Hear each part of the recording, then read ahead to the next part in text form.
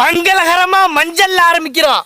அரைச்ச மஞ்சள் சாந்து, அரைச்ச மிளகாய் சாந்து, அரைச்ச இஞ்சி பூண்டு, தயிர், கல்லுப்பு, வெண்ணெய், ஊற வச்ச நாட்டு கோழிக்கறி, சுத்தமான நல்லெண்ணெய், வெங்காயம், நறுக்கின தக்காளி, முந்திரி பருப்பு, வரமிளகாய், வெண்ணெய், ஆட்டின தக்காளி வெங்காயம் மசாலா, வெண்ணெயில வதக்கின நாட்டு கோழிக்கறி.